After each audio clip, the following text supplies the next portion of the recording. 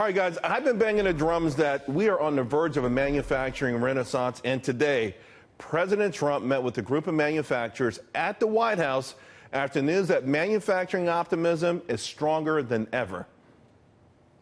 This was the highest level of optimism that our manufacturers have expressed in 20 years. Well, the man you just heard from was from the National Association of Manufacturers. He's the CEO, Jay Timmons, and he met with President Trump today, and he joins us right now along with Drew Greenblatt, who was also at that meeting. Jay, I've got to start with you. I'm looking at these numbers, and 93% optimism.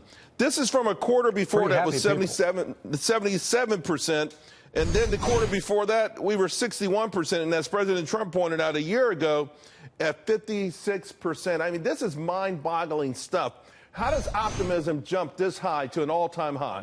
Well, it's because you have a president, someone in the White House, and you have a Congress who's focused on those policies that will help manufacturers be more competitive. You talk all the time, Charles, about a renaissance in manufacturing. The way to achieve that is if you have the right policies in place. If you have the right tax policy, the right regulations, and the right focus on infrastructure, you get that done. And you're exactly right. And that's why manufacturers are feeling pretty good about the future. Drew, you're a manufacturer. You're in the steel industry. We also got news out of the White House today. More efforts to stem unfair trade. Next week, the Prime Minister of China comes to town. Steel is going to be a central focus. Are you already, though, seeing some signs of a shift, a sea shift in your business? Yes, actually, I told President Trump today that we're at an inflection point right now where we're about to see the economy launch. We're going to see American manufacturing renaissance happen. It's such an exciting time.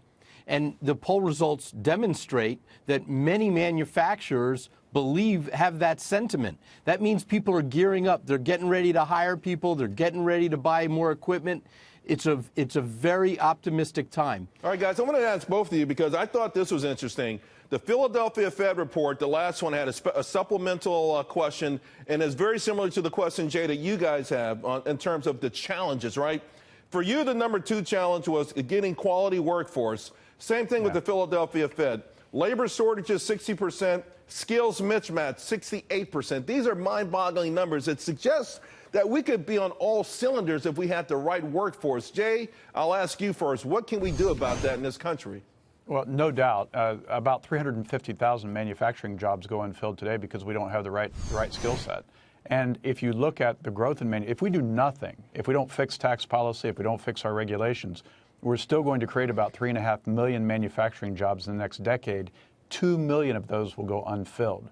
So this is really a problem that business is taking on. We're working with institutions of higher education. We're working with secondary education, secondary schools, to get young people more interested in a manufacturing career. But we have to focus on those science, technology, engineering, and mathematics courses to encourage young people to get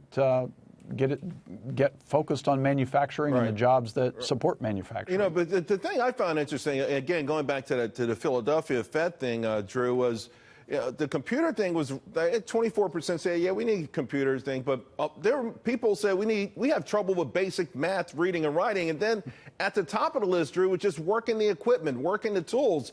So you don't need a 4-year degree for that, right? There's a way that we can find folks out there who want to work, and they don't have to get, a gazillion dollars in student debt. They can find some way to get these jobs.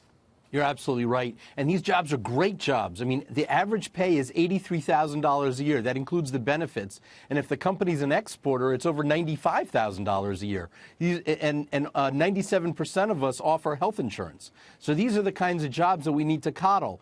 Our challenge, like you're demonstrating, is that when we interview people, they don't know how to do a fraction, even though they have a high school degree. Or they don't know how to craft an email to our clients like Boeing or Merck or Toyota. So we have to teach just very basic math. And the root cause is that our schools need to up their game and give us better talent. And we need to have that STEM education infused into all of our schools. And we need to really focus on that. Otherwise, we're doing a massive disservice to this generation of kids graduating from school right now.